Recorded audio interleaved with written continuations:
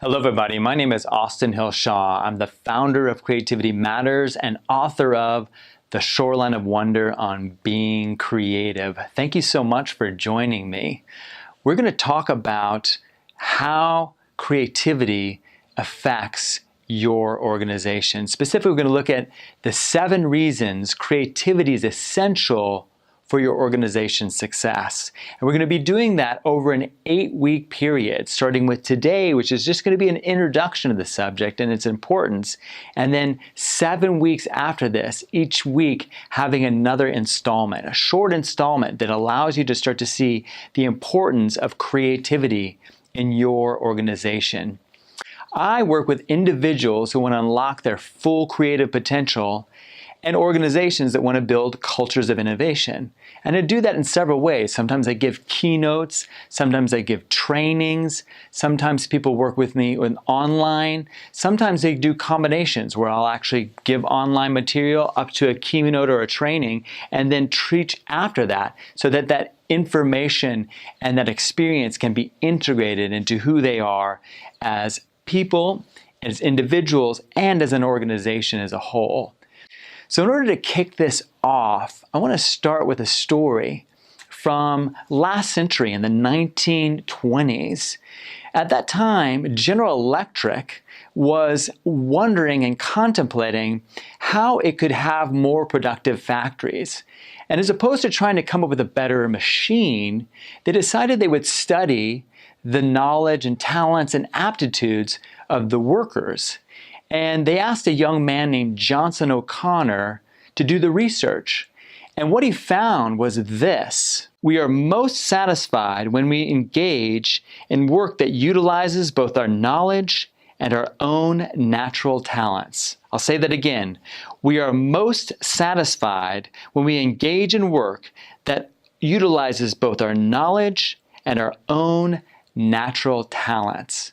You can start to see how that was a radical departure from some of the thoughts and the memes that were going with the Industrial Revolution, again, like making things more and more efficient. Here they were starting to look at the workers themselves. And so think about that in your own life. I'm sure that there's things that you do well and there's things that you don't do well.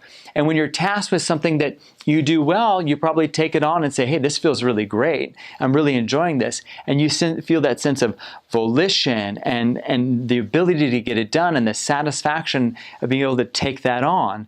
And then there's other times where there's things that you're asked to do and you're not so good at it, and it makes you feel, it might feel laborious or tiresome and difficult. And so everybody has our own things that we're good at and things that we're not so good at. That's the beauty of organizations, because we can start to pair people with different aptitudes and talents together to bring out the fullness of everyone involved. Let's ramp this up to a whole nother level, though. The aptitude, the defining talent, the defining ability of being human is our ability to create. Creativity is not a gift of only certain people and not others. It is a defining trait of being human. As a defining trait of being human, it is a basic need for true fulfillment. And beyond that, creativity is a way of being that we can apply to anything that we do. Meaning we can take whatever talent we naturally have and apply the awareness of creativity, the way of being associated with creativity, and start to make that even better. And we bring it to the organizational level. Wow, oh, so much potential is there. And there is so much potential. Research shows that less than half the people in the United States identify as actually being creative. And if you look at the world, it's only about at a quarter. That means that most people in the world, even though creativity is a defining trait of being human, are not tapping in to their ability to create. They're not seeing themselves as creators.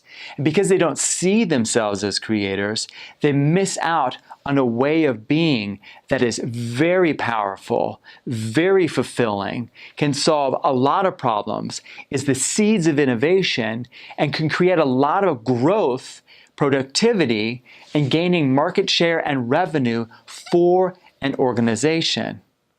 So these are the things that we're going to look at as we move along in the next several weeks. We're going to look at all the different ways that creativity lends itself to the success of an organization. And not just in the numbers, not just in revenue and market share, but we're going to look at it in terms of how it builds a culture, a thriving culture of innovation. And innovation and creativity, when they're at work, it's a big expression of our humanity.